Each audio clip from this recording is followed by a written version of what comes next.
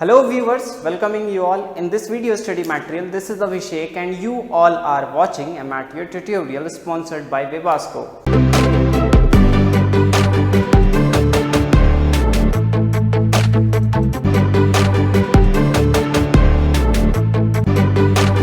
तो आज मैं आप सभी के समक्ष इलेक्ट्रॉनिक कॉन्फ़िगरेशन के ऊपर चर्चा करने वाला हूं। इलेक्ट्रॉनिक कॉन्फ़िगरेशन लिखने का जो सबसे शॉर्टेस्ट तरीका है वो है कि जो सबसे ईजीएस्ट तरीका है वो है ऐसा, हम लोग इसे याद रख सकते हैं, S then P then S again P and S, है ना। इसको अब SS PS ये याद कैसे रहेगा? तो school public school and then D P S again D P S then F D P S F D P S। ये तरीका है सबसे ईजीएस्ट तरीका। School public school then D P S again D P S then F D P S then F D P S, है ना। School public school Delhi public school फालतू Delhi public school. वैसे Delhi public schools फालतू नहीं है, ये बस यहाँ पर याद रखने के लिए है। तो ये 1S, ये 2S, देन 2 के बाद फिर 2P। अब 1S हो गया, 2S हो गया, यहाँ फिर से S है तो ये 3S, देन 1S हो गया, 2S हो गया, 3S हो गया, देन वहाँ पे फिर से S है तो वो 4S हो गया। 4S के बाद यहाँ पे फिर से S है, ये 5S हो गया, देन यहाँ पे S है, ये 6S हो गया, देन यहाँ पे S है, ये 7S हो गया और ये 8S हो गया। अब अगर हम लोग इस पे आए तो ये 3P हो गया, ये 3D 3P हो चुका है, यहाँ पे फिर से P है तो ये 4P, ये 5P, देन ये 6P, ये 7P, ठीक है। 3D है, ये 4D, यहाँ पे 5D, यहाँ पे 6D and then 1S 2S 2P 3S 3P 4S 3D 4P 5S 4D 5P 6S, ये F है ना। तो 4D, ये 5P और यहाँ पे 4D, तो ये F है। अब S जो होता है वो उसके लिए एजीमुथल क्वांटम नंबर की वैल्यू 0, P के लिए 1, D के लिए 2 एंड F के लिए 3।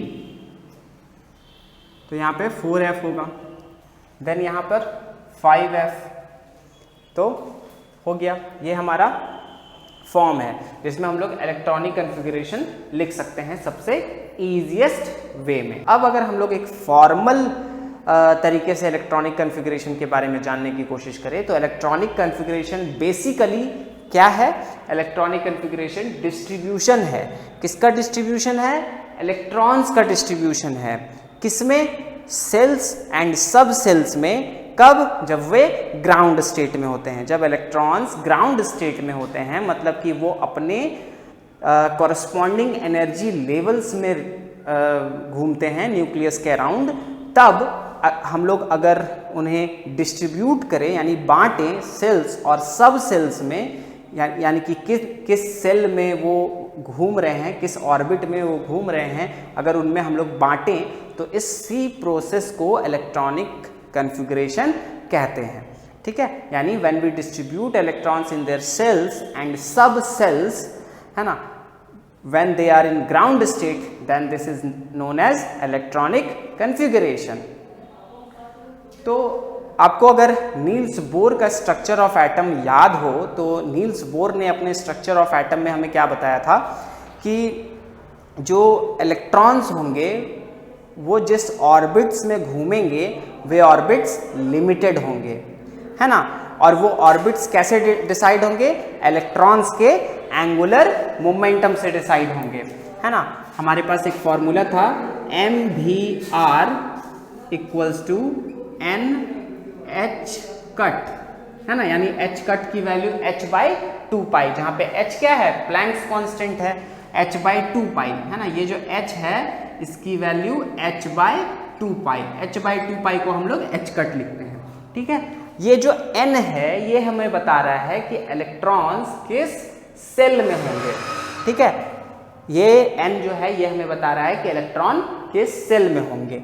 ये रेडियस है ना, यानी कि जिस ऑर्बिट में इलेक्ट्रॉन घूम रहा है उस ऑर्बिट से न्यूक्लियस तक का डिस्टेंस, ये v यानी वेलोसिटी, जिस वेलोसिटी के साथ इलेक्ट्रॉन रिवॉल्व कर रहा है, और ये m क्या है, मास ऑफ द इलेक्ट्रॉन।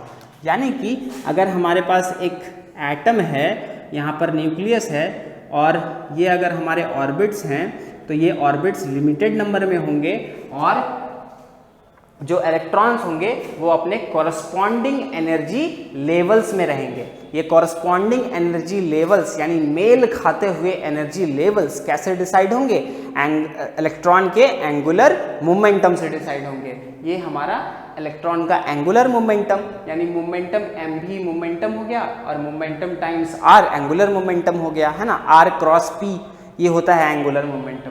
तो एंगुलर मोमेंटम से डिसाइड होगा कि वे किस सेल में रहेंगे, है ना। अब उन्होंने इसमें नाम दिया k सेल, फिर l सेल, फिर m, फिर n, फिर o, फिर p, फिर q, ऐसे ऐसे ये आगे बढ़ सकता है। अभी तक के नोन एलिमेंट्स के लिए इतने में हमारा काम बन जाएगा, है ना। जैसे जैसे हम लोग अगर सपोज कि कोई नया एलिमेंट डिस्कवर होता है तो उसके लिए उसके इलेक्ट्रॉनिक कॉन्फ़िगरेशन को लिखने के लिए हम लोग अपनी सहूलियत के लिए इन अल्फ़ाबेट्स को आगे बढ़ा सकते हैं, ठीक है। अब हम लोग आते हैं कि हम लोग इलेक्ट्रॉनिक कॉन्फ़िगरेशन में सबसे पहले फिलिंग, इलेक्ट्रॉन्स के फिलिंग में नहीं, सबसे पहले मैंने क्या किया था, सबसे पहले मैंने लिखा था school school, public school public school, DPS DPS, है ना। तो सबसे पहले हम लोग ये जानेंगे कि ये school school public school DPS FDPS ये जो मैंने लिखा था इसका ऑर्डर कैसा होगा, है ना। फिर एस जो सब सेल है, ठीक है, मैंने याद होगा आपको मैंने क्या लिखा था, 1s 2s 2p 3s 3p, है ना। तो ये जो 1 2 3 है ये क्या है, ये सेल है, यानी अगर मैं 1 लिख रहा हूं इसका मतलब वो k सेल में है, अगर मैं 2 लिख रहा हूं इसका मतलब वो l सेल में है, अगर मैं 3 लिख रहा हूं तो उसका मतलब वो m सेल में है, अगर मैं 4 लिख रहा हूं तो इसका मतलब वो n सेल में है, और अगर मैं o लिख रहा हूं तो वो 5, ये 6 और ये 7 सेल में है। उसके बाद ये जो s है, p है, d है, f है, ये क्या है, ये सब सेल है, ठीक है। तो अब इस सब सेल में कितने इलेक्ट्रॉन्स, मैक्सिमम कितने इलेक्ट्रॉन्स रह सकते हैं, है ना, ये सब कुछ अब हम लोग जानेंगे। तो ये सब जानने के लिए हमें क्वांटम नंबर्स के बारे में पता होना चाहिए, Pauli exclusion principle, Aufbau principle and Hund's rule के बारे में पता होना चाहिए। तो इस वीडियो को आप पूरा देखें अच्छे से इलेक्ट्रॉनिक कॉन्फ़िगरेशन के कॉन्सेप्ट को समझने के लिए। हम लोग सबसे पहले क्वांटम नंबर्स पर आते हैं, क्वांटम नंबर्स पर डिस्कशन करते हैं। तो क्वांटम नंबर्स, अब ये क्वांटम नंबर्स क्या हैं, तो क्वांटम नंबर्स 4 आइडेंटिफिकेशन नंबर्स हैं जो कि हमें इलेक्ट्रॉन के स्टेट के बारे में बताते हैं किसी भी एटम के अंदर, ठीक है। क्वांटम नंबर्स क्या हैं, क्वांटम नंबर्स 4 आइडेंटिफिकेशन नंबर है, जिनमें पहला जो है वो है principal quantum number, principal quantum number, ये QN क्वांटम के लिए, इस वर्ड क्वांटम के लिए ये शॉर्टकट में QN, और ये NO जो है ये नंबर के लिए शॉर्टकट, ठीक है। तो प्रिंसिपल क्वांटम नंबर, अब ये प्रिंसिपल क्वांटम नंबर, पहला मैंने क्या बताया, 4 आइडेंटिफिकेशन नंबर होंगे, है ना। तो ये पहला प्रिंसिपल क्वांटम नंबर, दूसरा एजीमुथल क्वांटम नंबर, और तीसरा मैग्नेटिक क्वांटम नंबर, और चौथा स्पिन क्वांटम नंबर। अब हम लोग एक एक करके सबके बारे में जानेंगे, ठीक है। तो ये 4 नंबर्स हैं, और इन 4 नंबर्स के हेल्प से, इन 4 क्वांटम नंबर के हेल्प से हम लोग किसी भी इलेक्ट्रॉन के स्टेट के बारे में, उसकी अवस्था के बारे में पता लगा सकते हैं किसी भी एटम के अंदर। तो ये होते हैं क्वांटम नंबर्स, जो कि हमें किसी भी इलेक्ट्रॉन के अवस्था के बारे में, स्टेट के बारे में बताते हैं किसी भी एटम के अंदर। ठीक है, तो स्टार्ट करते हैं प्रिंसिपल क्वांटम नंबर से। तो प्रिंसिपल क्वांटम नंबर जो है वो हमें नंबर ऑफ शेल बताता है ना। अभी मैंने एक फॉर्मूला लिखा था MVR equals to NH cut. ठीक है, तो वहां पे जो n था वो क्या था, वो प्रिंसिपल क्वांटम नंबर था। वो हमें शेल बता रहा था कि किस शेल में हमारा इलेक्ट्रॉन है, पहले सेल में है, दूसरे सेल में है, तीसरे सेल में है, चौथे सेल में है, पांचवें सेल में है, किस सेल में है वो हमारा इलेक्ट्रॉन, है ना। वो कैसे डिसाइड होता है, इलेक्ट्रॉन के एंगुलर मोमेंटम से डिसाइड होता है। ठीक है, अब ये जो प्रिंसिपल क्वांटम नंबर है इसे हम लोग डिनोट n से करते हैं, है ना। अब जब n की वैल्यू 1 तो इलेक्ट्रॉन kth सेल में, जब n की वैल्यू 2 तो इलेक्ट्रॉन l सेल में, है ना। इससे हम लोग किससे डिनोट करते हैं, n से डिनोट करते हैं। जब n की वैल्यू 1 तो k सेल, जब n की वैल्यू 2 तो l सेल, जब n की वैल्यू 3 तो m सेल। ऐसे ही हम लोग आगे बढ़ सकते हैं, है ना, अपनी सहूलियत के, अपनी कन्वीनियंस के हिसाब से। अब दूसरा जो हमारा क्वांटम नंबर है वो है एजीमुथल क्वांटम नंबर। क्या है, एजीमुथल क्वांटम नंबर। अब एजीमुथल क्वांटम नंबर हमें क्या बताता है, एजीमुथल क्वांटम नंबर को हम लोग ऑर्बिटल एंगुलर मोमेंटम भी कहते हैं। ठीक है, ये इलेक्ट्रॉन का ऑर्बिटल एंगुलर मोमेंटम है। ठीक है, इसे हम लोग L से, स्मॉल l से डिनोट करते हैं, स्मॉल l से इसे हम लोग डिनोट करते हैं। और इसकी जो वैल्यू है, यानी L की जो वैल्यू है वो n पर डिपेंड करती है। कैसे, तो L की वैल्यू n-1। ठीक है, जैसे कि सपोज कि n की वैल्यू 1 है तो L की वैल्यू क्या हो जाएगी, 0। ठीक है, L की वैल्यू कब हो जाएगी, जब 0, जब n की वैल्यू 1 होगी। ठीक उसी तरीके से n की वैल्यू जब 2 होगी तो L की वैल्यू 0,1, है ना। 2 - 1 करेंगे तो क्या मिलेगा, 1। तो फिर 0 to n, यानी कि अगर इसको हम लोग जनरलाइज करें तो L की वैल्यू क्या मिलेगी हमें, L की वैल्यू हमें मिलेगी 0 to n-1, यानी कि इस n-1 के जगह हम लोग ये भी लिख सकते हैं कि L की वैल्यू जो होगी वो क्या होगी, 0 to n-1, है ना।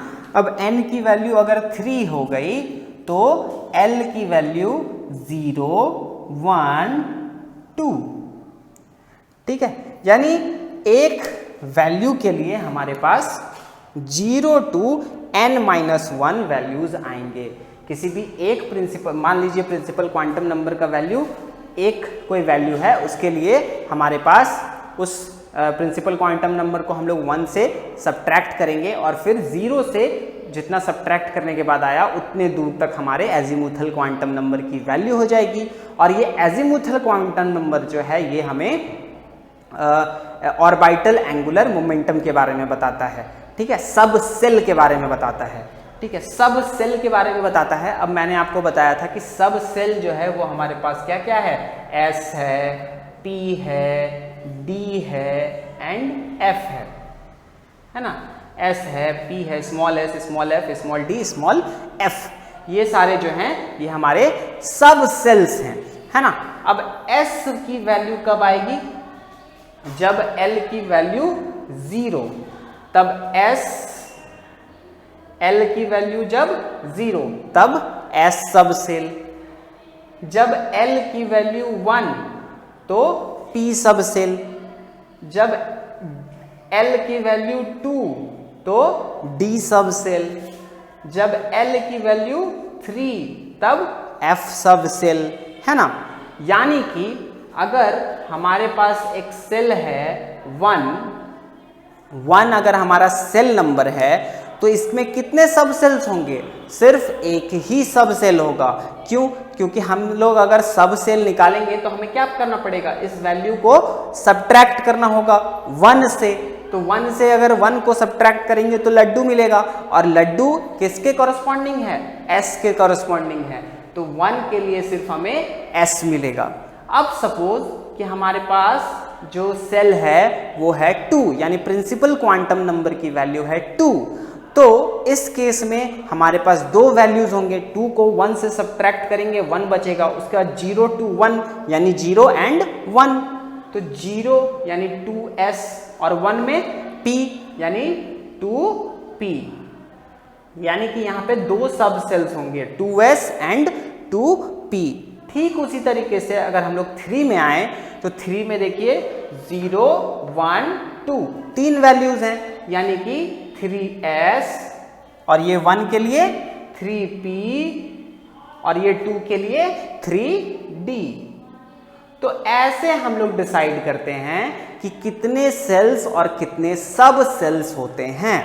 ठीक है, अब ये जो s है इसका ये किसके लिए है? इसका फुल फॉर्म क्या है ना? ये किसके लिए यूज हुआ है? तो S is for sharp, SHARP sharp.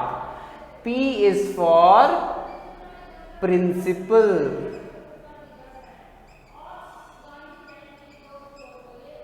D is for diffuse, and F is for fundamental. ठीक है, अब हम लोग अपने तीसरे क्वांटम नंबर पर आते हैं। तो जो हमारा तीसरा क्वांटम नंबर है वो है मैग्नेटिक क्वांटम नंबर, जो कि हमें ओरिएंटेशन के बारे में बताता है। मैंने अभी आपको बताया कि एजीमुथल क्वांटम नंबर जो है वो ऑर्बिटल एंगुलर मोमेंटम को डिनोट करता है। तो ये मैग्नेटिक क्वांटम नंबर जो हमें ओरिएंटेशन बताता है, ये उसी ऑर्बिटल एंगुलर मोमेंटम का प्रोजेक्शन है। ठीक है, जब हम लोग प्रोजेक्शन तोड़ते हैं और प्रोजेक्शन तोड़ेंगे ऑर्बिटल एंगुलर मोमेंटम का, तो हमें ये मिलेगा मैग्नेटिक क्वांटम नंबर। अब मैग्नेटिक क्वांटम नंबर को हम लोग m से डिनोट करते हैं।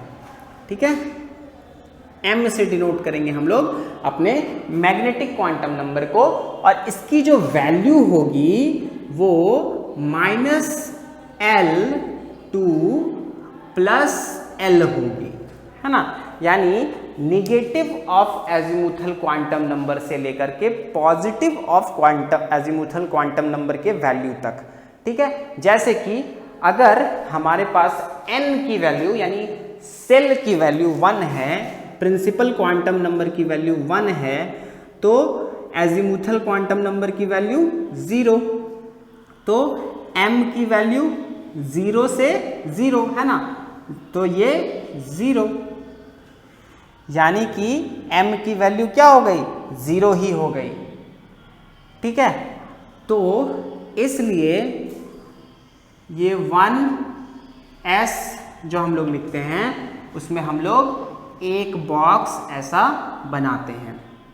ठीक है, अब अगर n की वैल्यू 2 है तो l की दो वैल्यूज, एक 0 और एक 1, तो m की वैल्यू ये 0 के लिए 0 और इस 1 के लिए n की दो वैल्यू, l की दो वैल्यूज, एक 0 और एक 1, तो इस 0 वाले वैल्यू के लिए m की वैल्यू 0 और इस l = 1 के लिए m की वैल्यू -1 0 और 1, यानी -1 से +1 यानी -1 0 और 1, है ना? तो इसीलिए हम लोग क्या करते हैं, 2s के लिए नहीं, ये n = 2 है तो 2s के लिए, तो l की वैल्यू जब 0 तब s यानी m0, तो यहाँ पे हम लोग ऐसे एक बॉक्स बनाएंगे, और जब l की वैल्यू 1 तो p सब सेल, है ना, और यहाँ पे 1 2 3 तो यहाँ पर हम लोग 3 बॉक्सेस बनाएंगे, 1 2 3। ठीक है, इजी, बहुत ही इजी है। ठीक इसी तरीके से आप n = 3 करिए। जब आप n = 3 कीजिएगा तो l की वैल्यू 0, l की वैल्यू 1 और l की वैल्यू 2। फिर जब l की वैल्यू 0 होगी तो m की वैल्यू 0, जब l की वैल्यू 1 तो m की वैल्यू -1 से +1, और जब l की वैल्यू 2 तो m की वैल्यू -2, -1, 0, 1 एंड 2, है ना। यानी हमें 5 वैल्यूज मिलेगी, -2, -1, 1, 2 एंड 0। यानी 5, 3 यहाँ पर 8 और ये 1, है ना। ऐसे ऐसे हमें वैल्यूज मिलते जाएंगी। तो n = 3 के लिए 0, 1 और कितना 2, फिर 0 के लिए सिर्फ 0, 1 के लिए -1 से +1 और 2 के लिए -2 से +2। ठीक उसी तरीके से अगर n = 4 कर दें तो यहाँ पे 0, यहाँ पे 1, फिर 2 और फिर 3, है ना। फिर 0 के लिए सिर्फ 0, 1 के लिए -1 से +1, 2 के लिए -2 से +2 और 3 के लिए -3 से +3। फिर आप लोग ऐसा देख सकते हैं ये सब कुछ कर कर। ठीक है, बहुत ही इजी है, बस कर कर देखिए, है ना। पेपर पेन लेकर करके ये सब देखिए, बहुत ही इजी है, बहुत ही इजी तरीके से समझ आएगा। अगर कोई भी क्वेरीज आती हैं तो कमेंट कीजिए, मैं हूँ उसके बाद।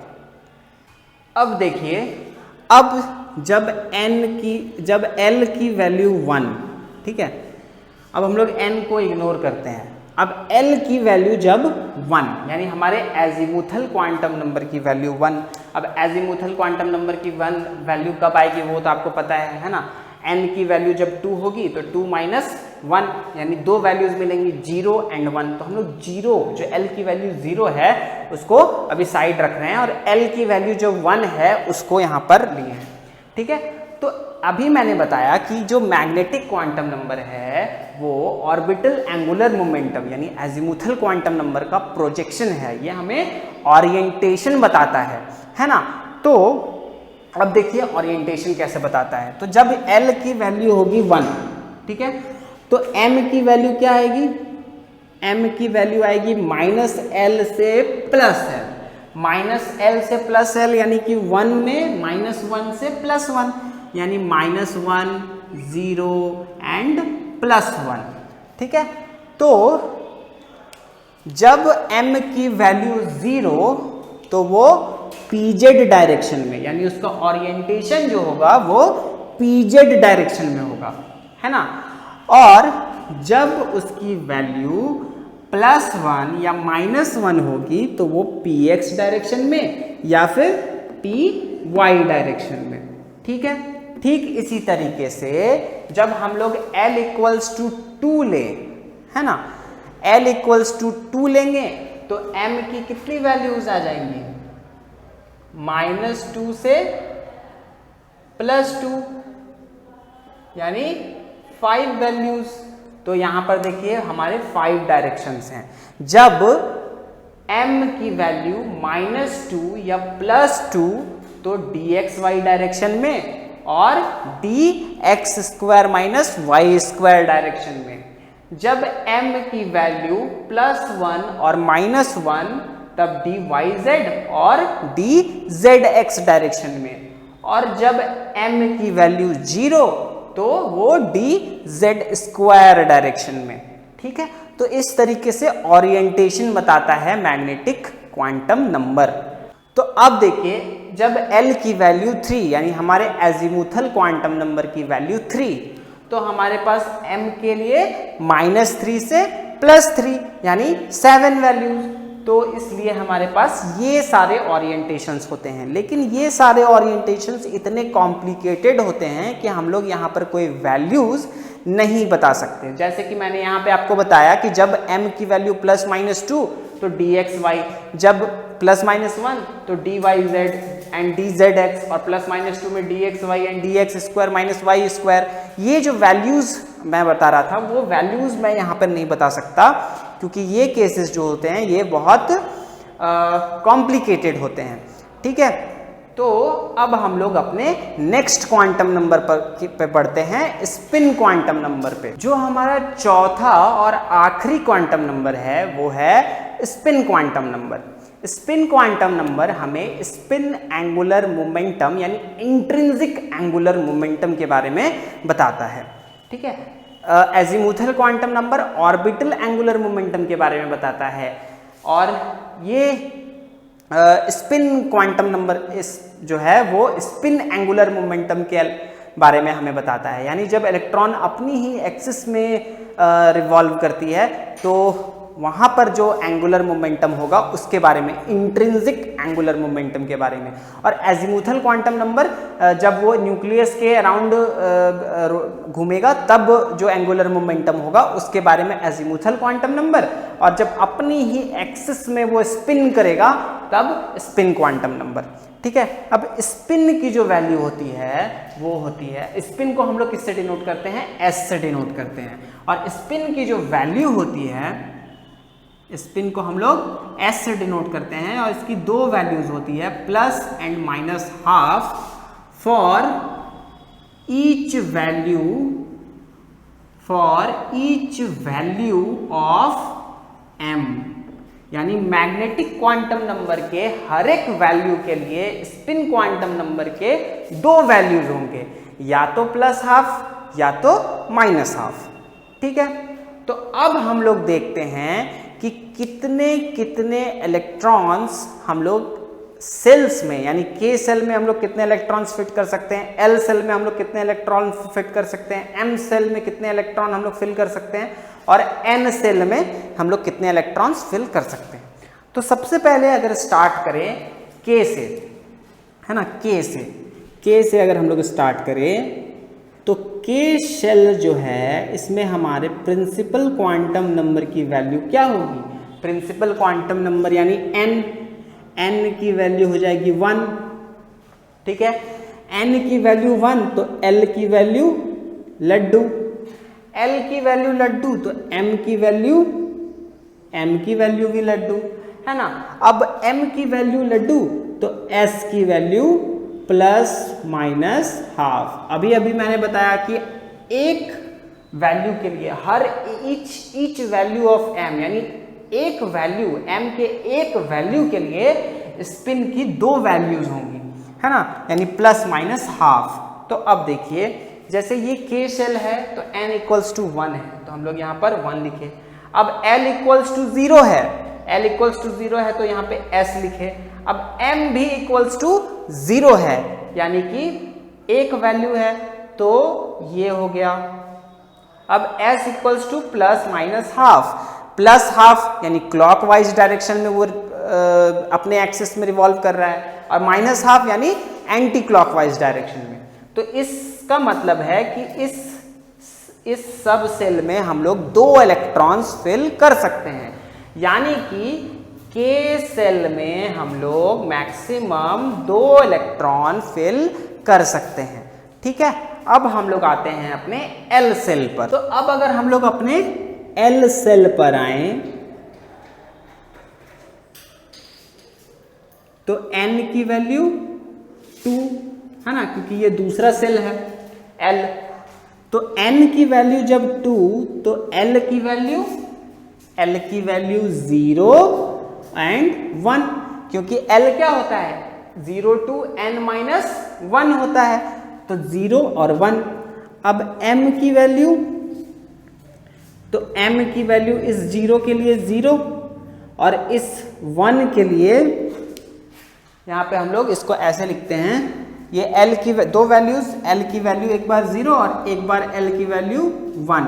तो इस L की वैल्यू 1 के लिए हमारे पास M के 3 वैल्यूज, एक -1, एक 0 और एक +1, ठीक है।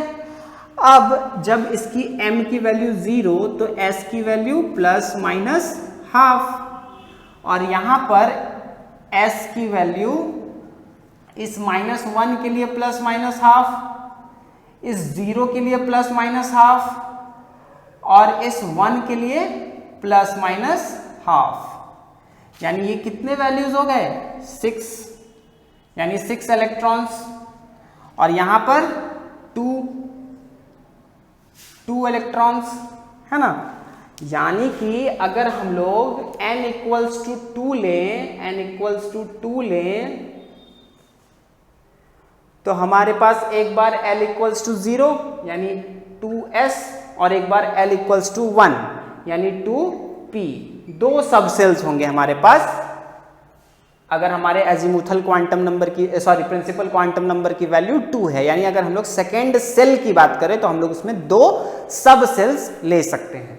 अब इसमें हम लोग मैक्सिमम एक बॉक्स बनाएंगे, क्योंकि यहाँ पे m की वैल्यू 0, ओरिएंटेशन 0 है, यानी 1 है, एक ही वैल्यू है हमारे पास, तो एक बॉक्स बनेगा, है ना। और इसमें कितने इलेक्ट्रॉन्स फिट हो सकते हैं? 2 इलेक्ट्रॉन्स फिट हो सकते हैं।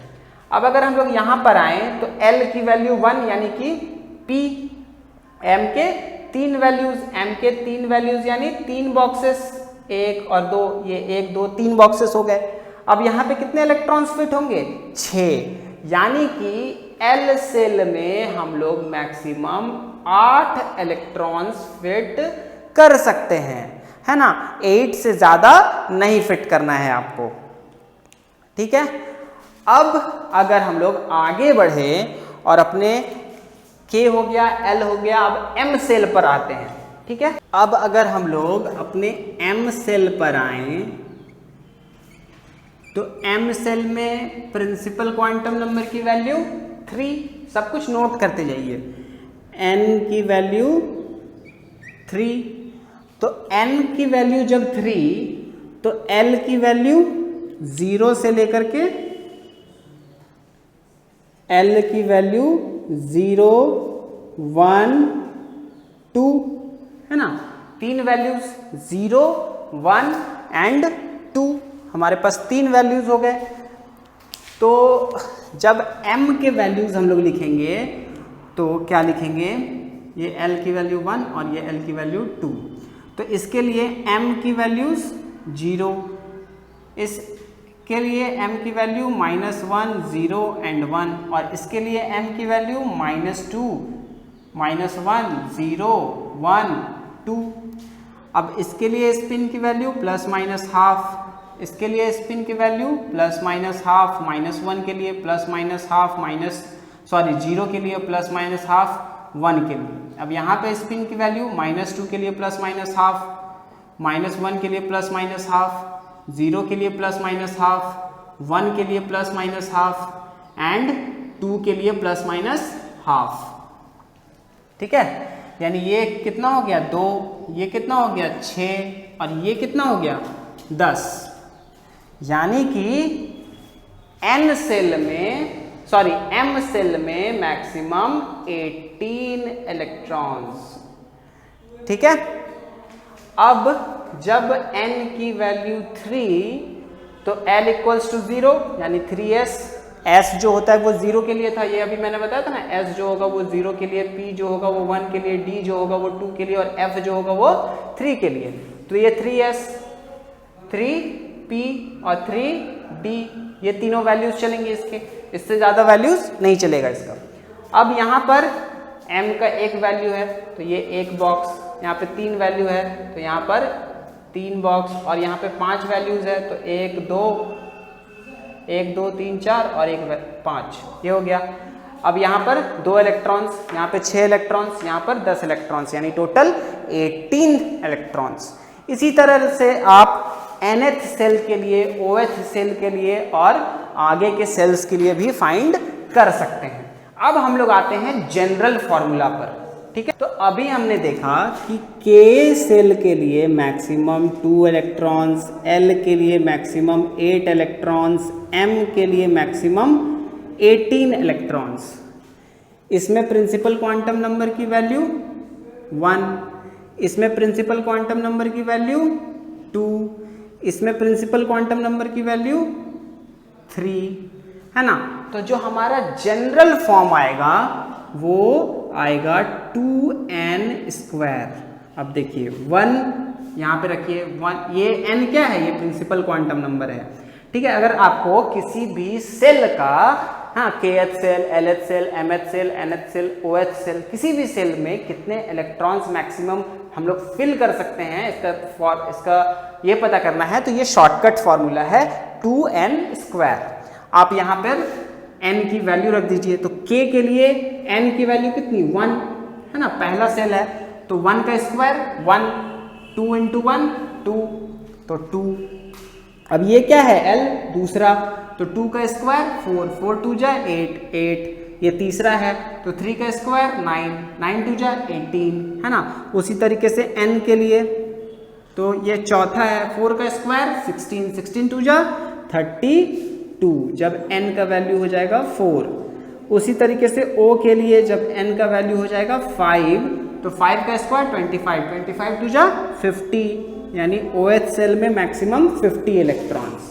ठीक है, अब अभी मैंने आपको बताया कि S जो होगा वो L के 0 वैल्यू के लिए होगा, P जो होगा वो L के 1 वैल्यू के लिए होगा, D जो होगा वो L के 2 वैल्यू के लिए होगा और F जो होगा वो L की वैल्यू जब 3 होगी तब होगा, है ना। ये 0 1 2 3 S P D F, S for sharp, P for principal, D for diffuse, F for fundamental. अब मैंने आपको बताया था कि S के केस में हम लोग एक बॉक्स बनाएंगे जिसमें 2 इलेक्ट्रॉन फिट करेंगे, P के केस में हम लोग 3 बॉक्स बनाएंगे जिसमें 6 इलेक्ट्रॉन फिट करेंगे, D के केस में हम लोग यहाँ पे हम लोग नंबर ऑफ इलेक्ट्रॉन्स कितना फिल करना है ना, नंबर ऑफ इलेक्ट्रॉन्स कितना फिल करना है, तो इसमें 2, इसमें 6, इसमें 10 और इसमें 14, 14। तो अब इसका अगर हम लोग जनरल फॉर्मूला लिखे तो हम लोग क्या लिखेंगे, 2 इंटू L प्लस 1। तो देखिए यहाँ पे L का वैल्यू क्या है 0, तो यहाँ पे ये 2 लगाना पड़ेगा। L का वैल्यू जब 0 तो ये 0, 1 बचा तो 2 इंटू 1 ये 2। अब यहाँ पे देखिए L का वैल्यू 1 है तो ये 1 यहाँ पे पुट कर दीजिए, 2 1 जा 2, 2 प्लस 1 3, 3 2 जा 6, 6, फिर ये 2 है 2 पुट कर दीजिए, 2 2 जा 4, 4 प्लस 1 5, 5 2 जा 10, 10 है। फिर ये L का वैल्यू 3 यहाँ पे पुट कर दीजिए, 3 2 जा 6, 6 प्लस 1 7, 7 2 जा 14, यहाँ पर ये 14 है। ठीक है, तो इस तरीके से ये डिसाइड हो गया कि किस सेल किस सब सेल में हम लोग कितने इलेक्ट्रॉन्स फिल करेंगे, और ये जो क्वांटम नंबर्स हैं वे हमें कैसे स्टेट बताते हैं, अवस्था बताते हैं किसी भी इलेक्ट्रॉन का एटम के अंदर। अब हम लोग आते हैं अपने इलेक्ट्रॉनिक कॉन्फ़िगरेशन में हम लोग कैसे फिल करेंगे इनके ऊपर। ठीक है, तो इसके लिए कैसे फिल करेंगे ये पता करना है, कितना फिल करेंगे ये पता हो चुका है, और क्वांटम नंबर्स हमें क्या क्या बताते हैं ये पता हो चुका है।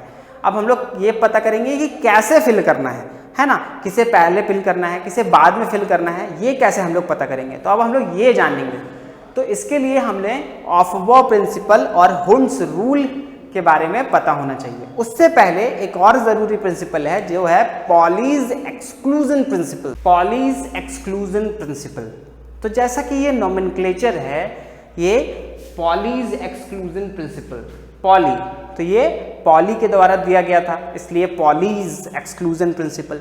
अब एक्सक्लूजन प्रिंसिपल यानी हम लोग इलेक्ट्रॉन्स को एक्सक्लूड कर देते हैं, है ना, इसीलिए इसका नाम है पॉलीज एक्सक्लूजन प्रिंसिपल। अब बात आती है कब एक्सक्लूड करते हैं और क्यों एक्सक्लूड करते हैं। ठीक है, तो इस प्रिंसिपल को अगर मैं स्टेट करूं तो ये प्रिंसिपल हमें यह बताता है कि no two electrons have same number of quantum values, have same quantum number values. ठीक है, यानी किसी भी 2 इलेक्ट्रॉन्स का no two electrons can have same quantum number values, can have same quantum, ये QN जो है ये क्वांटम के लिए है, क्वांटम नंबर वैल्यूज। तो अब आते हैं कैसे। तो सपोज कि हमारे पास n = 2 है, तो जब n = 2 है यानी प्रिंसिपल क्वांटम नंबर, प्रिंसिपल नहीं प्रिंसिपल क्वांटम नंबर की वैल्यू 2 है, तो एजीमुथल क्वांटम नंबर की वैल्यू 0 से n-1 यानी 0 और L = 1। अब L = 0 के लिए m की वैल्यू 0 और m इसके लिए m की वैल्यू -1, 0 और +1। अब इसके लिए स्पिन की वैल्यू ±½ और इसके लिए स्पिन की वैल्यू ±½ कॉमा ±½ कॉमा ±½ ठीक है, 3 वैल्यूज। तो ये देखिए यहां पर ये 2h सेल है, यानी हमारा सेकेंड सेल है। K के बाद जो L आता है वो वाला सेल है, L सेल है ना। अब L सेल में यानी सेकेंड सेल में मैक्सिमम 8 इलेक्ट्रॉन्स रह सकते हैं। हम लोग देख सकते हैं यहाँ 2 और यहाँ पे 6, 8 इलेक्ट्रॉन्स हैं। तो सपोज कि हम लोग इसका फिलिंग स्टार्ट किए, ठीक है। तो पहले सेल में अगर हम लोग 2 इलेक्ट्रॉन्स फिल किए तो ये 2 इलेक्ट्रॉन्स फिल हुए जब, तो N की वैल्यू 2, ठीक है, L की वैल्यू 0, M की वैल्यू 0 और S की वैल्यू, ये सारे वैल्यूज सेम है ना। N की वैल्यू सेम है, L की वैल्यू सेम है, M की वैल्यू सेम है, लेकिन स्पिन की वैल्यू जो है वो डिफरेंट हो गई दोनों इलेक्ट्रॉन्स के लिए, है ना। हम लोग जब S सब सेल में इलेक्ट्रॉन्स को फिल करेंगे तो ये जो इलेक्ट्रॉन होगा इसके लिए +½ और ये जो इलेक्ट्रॉन होगा इसके लिए -½ है ना। Can have same quantum number values, can have all, यहाँ पे ऑल वर्ड छूट गया, can have same quantum number, all same quantum number values, all same quantum number values, सारे क्वांटम नंबर वैल्यूज की जो वैल्यूज हैं वो सेम नहीं होनी चाहिए, ठीक है। अब सपोज कि हम लोग यहाँ पे एक तीसरा इलेक्ट्रॉन डाल रहे हैं, ठीक है। तो तीसरा इलेक्ट्रॉन अगर हम लोग यहाँ पे डालेंगे तो वो इस बॉक्स में तभी फिट होगा जब उसकी ये सारी वैल्यूज होनी चाहिए, है ना।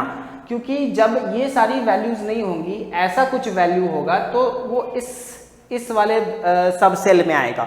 लेकिन अगर इस सब सेल में आना है तो इलेक्ट्रॉन को ये सब वैल्यू रखना पड़ेगा। अब जब यहाँ पे पहले से 2 इलेक्ट्रॉन्स हैं, एक के पास +½ है, एक के पास -½ है, और हम लोग एक तीसरा इलेक्ट्रॉन अगर इसमें फिट करने की कोशिश करेंगे तो उसको सेम क्वांटम नंबर वैल्यू रखना पड़ेगा, तभी वो इसमें फिट होगा। तो सेम क्वांटम नंबर वैल्यू नहीं होना चाहिए, यही बताता है हमारा पॉली एक्सक्लूजन प्रिंसिपल, है ना। सेम क्वांटम नंबर वैल्यूज नहीं होगा तो हम लोग उसको एक्सक्लूड कर देंगे, ठीक है। उसी तरीके से ये जो वैल्यूज हैं यहाँ पर देखिए, ये N तो सबके लिए सेम है, L ये 0 हो गया, ये L 1 हो गया, उसके बाद M-1 0 1 हो गया, -1 के लिए +-½ 0 के लिए +-½ और 1 के लिए +-½ अब जब ये +-½ है, ये +-½ है, ये +-½ है, तो यहाँ पे एक और 7th इलेक्ट्रॉन अगर हम लोग लाते हैं तो कोई वैल्यूज बची क्या। देखिए n = 2 के लिए L = 1 ही वैल्यू होगा, है ना। 0 और 1, 0 के लिए वो सीन चलेगा, 1 के लिए ये सीन चलेगा। M-1 0 1, अब उसके लिए ये सारा ये फिक्स्ड है कि ऐसा ही वैल्यूज होना चाहिए। अब अगर हम लोग 7th इलेक्ट्रॉन यहाँ पे इंट्रोड्यूस कर दें तो उसको इन्हीं में से कोई वैल्यू रखना पड़ेगा, है ना। कोई दूसरा वैल्यू अगर उसके पास हुआ तो वो इस बॉक्स में आएगा क्या, नहीं आएगा, उसको इन्हीं में से कोई वैल्यूज रखना पड़ेगा। तो प्रिंसिपल, पॉली एक्सक्लूजन प्रिंसिपल हमें बताता है कि किसी भी 2 इलेक्ट्रॉन के लिए सारे क्वांटम नंबर्स की वैल्यू सेम नहीं हो सकती, ठीक है। तो ये वैल्यूज जो हैं ये सेम नहीं हो सकती, इसलिए हम लोग उस 7th इलेक्ट्रॉन को एक्सक्लूड कर देंगे, ठीक है। यानी अगर एक्स्ट्रा इलेक्ट्रॉन है तो वो एक्सक्लूड हो जाएगा, वो अपने कॉरेस्पॉन्डिंग सब सेल में जाएगा, इस सब सेल में वो नहीं आ सकता, इसीलिए पॉली एक्सक्लूजन प्रिंसिपल इंपॉर्टेंट है। अब हम लोग आते हैं ऑफ-बॉ प्रिंसिपल पर। तो अब हम लोग आते हैं ऑफ-बॉ प्रिंसिपल पर। ऑफ-बॉ प्रिंसिपल ये बताता है कि हमें पहले लोअर एनर्जी लेवल्स को फिल करना होगा और उसके बाद जब मैक्सिमम कोटा फुल हो जाए तब हम लोग आगे के यानी हायर एनर्जी लेवल्स को फिल करेंगे। तो इसकी डेफिनेशन यहाँ पर दी हुई है, आप चाहे तो इसे नोट कर सकते हैं। It states that electrons are filled in lower energy first and when the maximum quota is fulfilled then the higher energy level is filled, ठीक है। तो अब हम लोग ये देखते हैं कि हम लोग लोअर एनर्जी लेवल और हायर एनर्जी लेवल पता कैसे करेंगे। तो सबसे पहले 1s, फिर 2s, फिर 2p, फिर 3s, फिर 3p। अब यहाँ पे n की वैल्यू, फिर l की वैल्यू, फिर n प्लस l की वैल्यू लिखिए। ठीक है, तो यहाँ पे n की वैल्यू 1s है, यानी ये 1 जो है यही n है, तो 1, यहाँ पे ये 2, यहाँ पे ये 2, यहाँ पे 3, यहाँ पे 3। अब l की वैल्यू, तो s है, s के लिए l की वैल्यू 0, s के लिए l की वैल्यू 0, p के लिए l की वैल्यू 1, s के लिए l की वैल्यू 0, p के लिए l की वैल्यू 1। ठीक है, अब हम लोग n प्लस l आते हैं, तो ये 1, ये 2, ये 3, ये 3 और ये 4। ठीक है, अब फिर से उसके आगे बढ़ते हैं।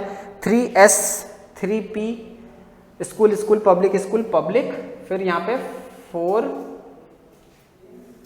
3s, 3p, 3d, फिर 4s, फिर 4p, फिर 4d, फिर ये 5s। यहीं तक रहने देते हैं, यहाँ तक आपको समझ में आ जाएगा कि ऑफ बॉ प्रिंसिपल का यूज़ क्या है।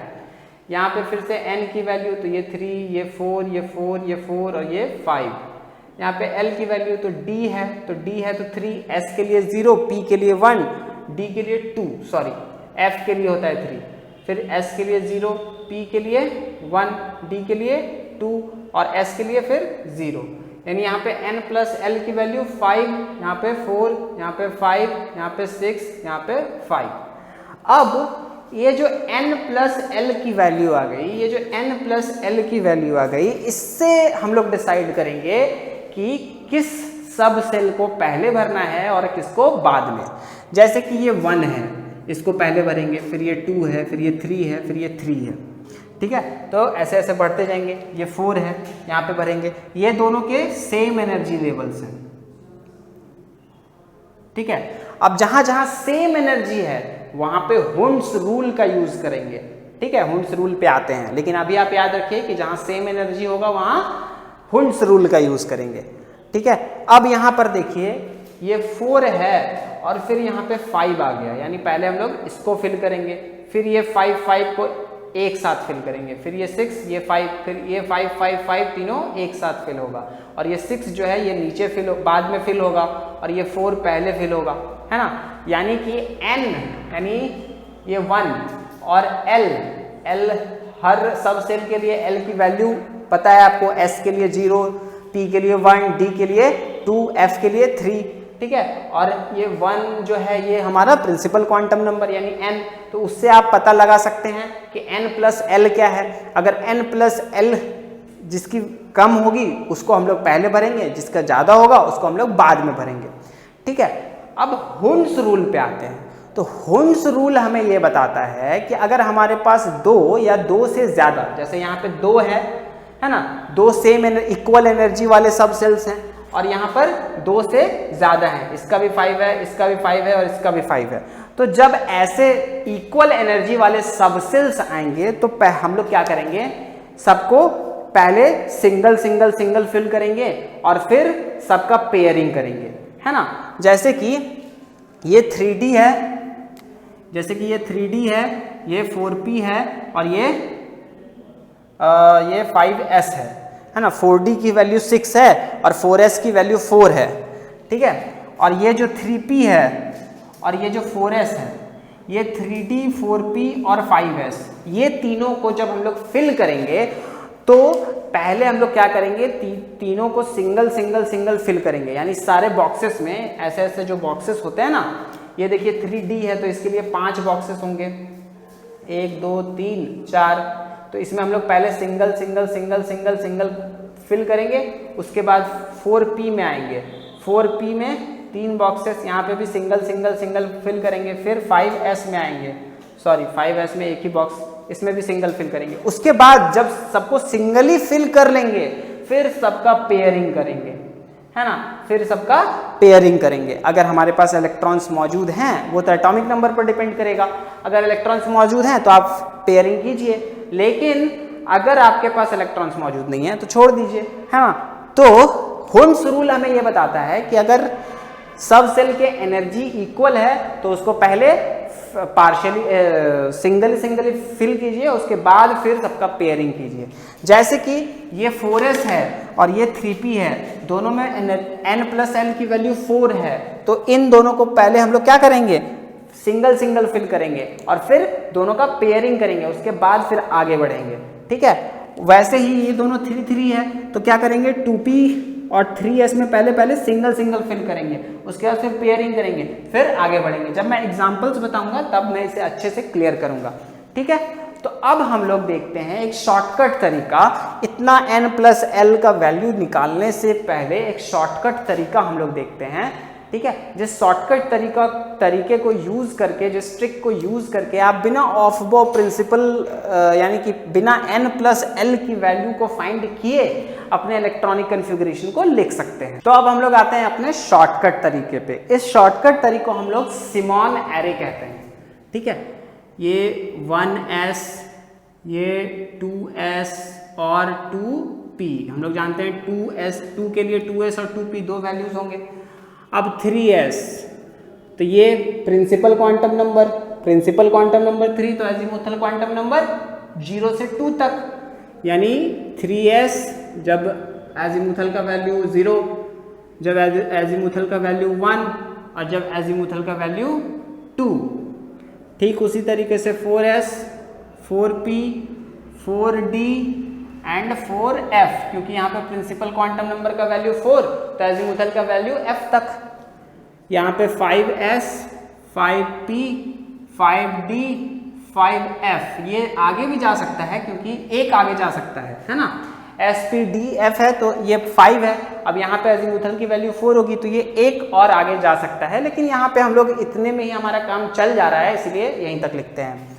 फिर ये 6s, 6p और ये 6d, अब ये भी आगे तक बढ़ सकता है क्योंकि प्रिंसिपल क्वांटम नंबर की वैल्यू 6 है तो एजीमुथल क्वांटम नंबर की वैल्यू 0 से 5 होगी, है ना, लेकिन अपनी अभी हमें यहाँ तक ही ज़रूरत है। फिर 7s, फिर ये 7p, यहाँ पे 8s, ठीक है। इसमें भी आगे जा सकते हैं, इसमें भी आगे जा सकते हैं, इसमें 2 आगे जा सकते हैं, इसमें 1 आगे जा सकते हैं, ठीक है। तो अब इसके बाद क्या करना है, हमें ऐसे लाइन ड्रॉ करना है, स्ट्रेट लाइंस डायगोनली हमें ड्रॉ करने हैं।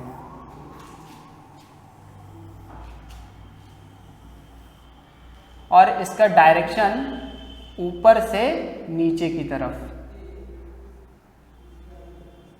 ठीक है। अब देखिए वो फॉर्मूला जो मैंने स्टार्टिंग में बताया था वो आ गया, school school, public school public school, DPS DPS फालतू DPS फालतू DPS, इसे हम लोग कहते हैं सिमॉन एरे।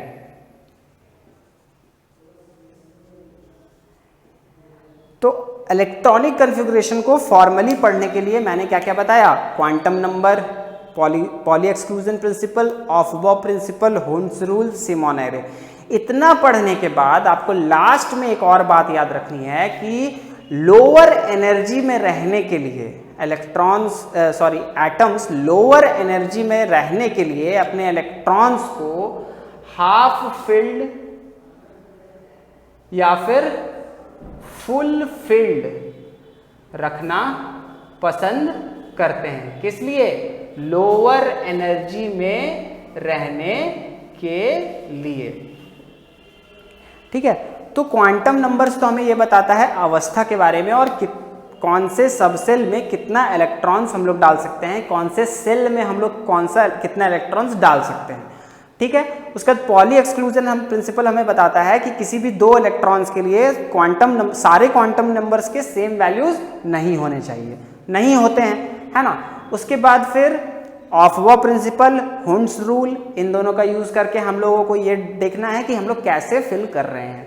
लास्टली हमें ये देखना है कि किसी किसी केस में कुछ कुछ एक्सेप्शंस होंगे, है ना, जिसमें हाफ और फुल फिल्ड ये केस आता है, हाफ और फुल फिल्ड, है ना।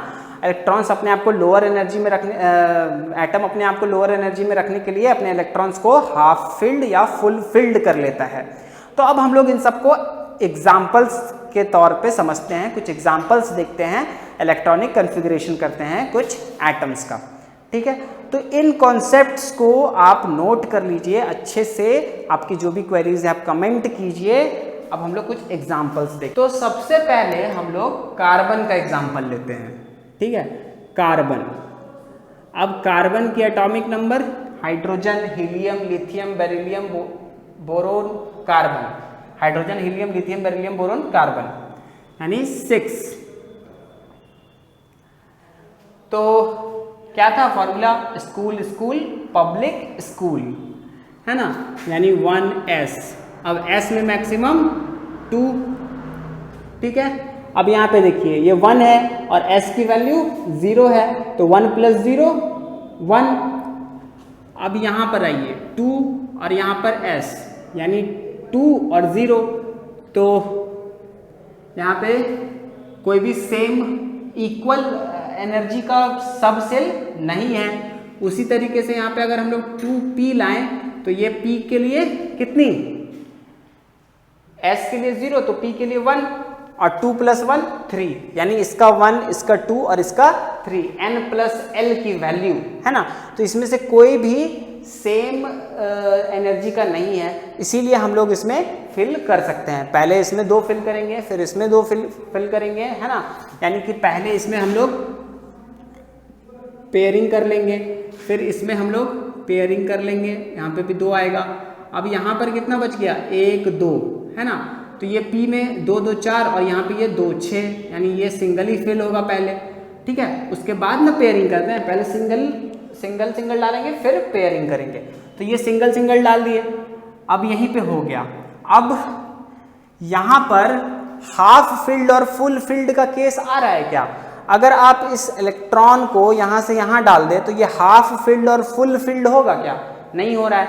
तो इसे हम लोग ऐसे ही रखते हैं, और यही है हमारे ग्राउंड स्टेट का इलेक्ट्रॉनिक कॉन्फ़िगरेशन, ठीक है।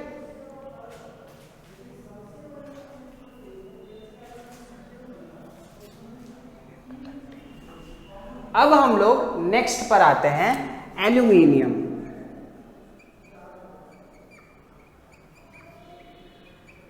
एल्यूमिनियम के केस में Al, ठीक है। अब hydrogen, helium, lithium, beryllium, boron, carbon, nitrogen, oxygen, neon, sodium, magnesium, aluminium 13।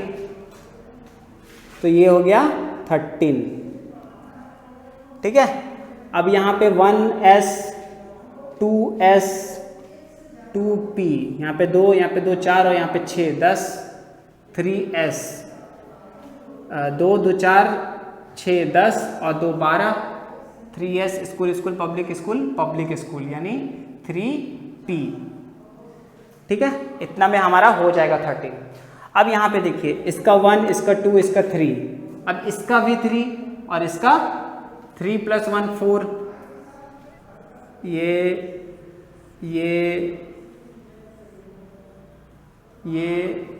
फिर ये और फिर ये, है ना।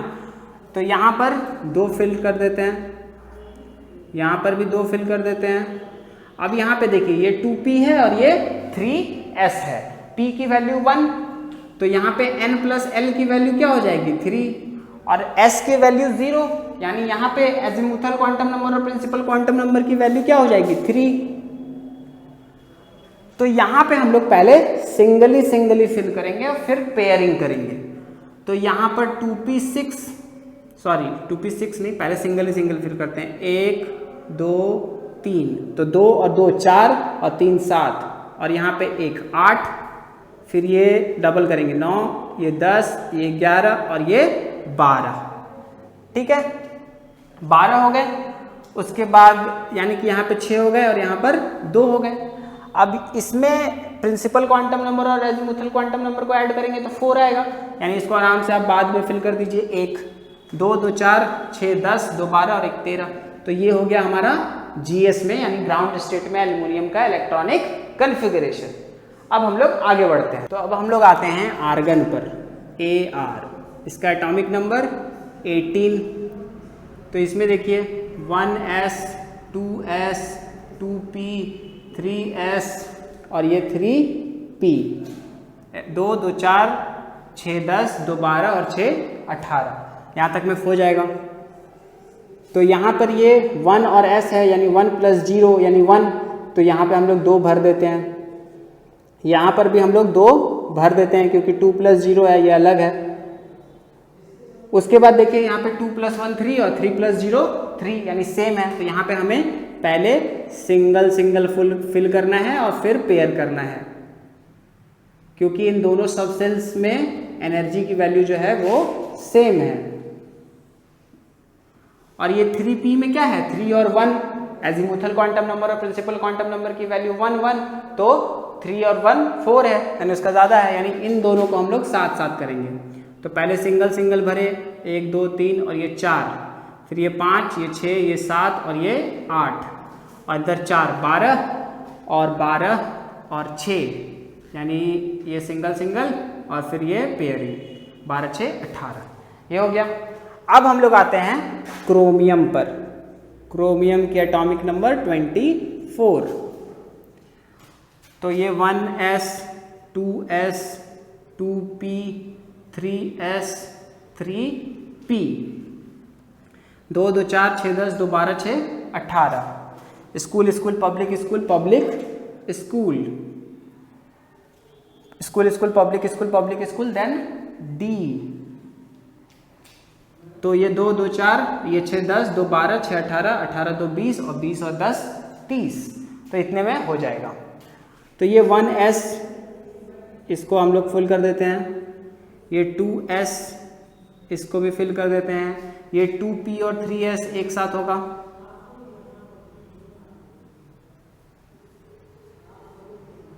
उसके बाद फिर पेयरिंग करेंगे इन दोनों का एक साथ करना है दोनों का पेयरिंग, क्योंकि दोनों का एनर्जी जो है वो सेम है। फिर यहाँ पे देखिए 3p, तो 3 और 1 4, और यहाँ पे 4 और 0 कितना हुआ, 4 और 0 1, और यहाँ पे 3 और 2 5 हो गया, यानी इन दोनों को भी हम लोग साथ में करेंगे।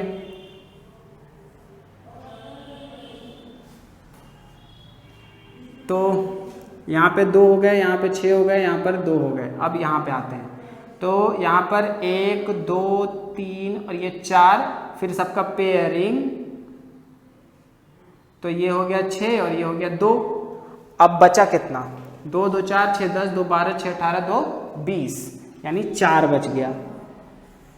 तो यहाँ पे 1 2 3 4 और एक और 5, तो 1 2 3 4, ठीक है। ये 4 फिल कर दिए यहाँ पर। ये जो है यानी 3d4, ये जो है ये है हमारा एक्सपेक्टेशन, जो हम लोग क्रोमियम के इलेक्ट्रॉनिक कॉन्फ़िगरेशन में एक्सपेक्ट करते हैं, है ना, क्वांटम नंबर्स के कॉन्सेप्ट से, ऑफबॉ प्रिंसिपल और हुंस रूल के कॉन्सेप्ट से। लेकिन मैंने जो लास्ट में बताया था कि half field and full field, किस लिए, लोअर एनर्जी में रहने के लिए। कौन, एटम लोअर एनर्जी में रहने के लिए अपने इलेक्ट्रॉन्स को या तो हाफ फील्ड रखेगा या तो फुल फील्ड रखेगा, है ना। तो यहाँ पर देखिए आप, अगर ये जो इलेक्ट्रॉन है इसको अगर हम लोग यहाँ पर कर दें तो ये पूरा का पूरा हाफ फील्ड होगा, ये भी हाफ, ये भी हाफ, ये भी हाफ, ये भी हाफ, ये भी हाफ, ये भी हाफ, है ना। तो ये अगर हम लोग यहाँ से यहाँ पे ला दें तो अब ये हाफ फील्ड हो गया, सारे के सारे हाफ फील्ड हो गए। और उसमें क्या था, ये वाला पूरा का पूरा वैकेंट था। और एटम लोअर एनर्जी स्टेट में कब होगा, जब उसके सब सेल्स या तो हाफ फील्ड होंगे या तो फुल फील्ड होंगे। फुल फील्ड ये जो केस है ये फुल फील्ड का केस है, और यहाँ पे देखिए ये सारे हाफ फील्ड हो गए, है ना। तो इसीलिए यहाँ पर जो इलेक्ट्रॉनिक कॉन्फ़िगरेशन होता है वो 3s1 और 3d5 होता है, 1 2 3 4 5 और ये 4s1। तो एक्सपेक्टेशन जो है वो रियलिटी से अलग हो गया, ये है एक्सेप्शन। ठीक उसी तरह का एक और एक्सेप्शन है कॉपर। अब हम लोग उस पे आते। तो कॉपर यानी कि 29, तो स्कूल पब्लिक स्कूल पब्लिक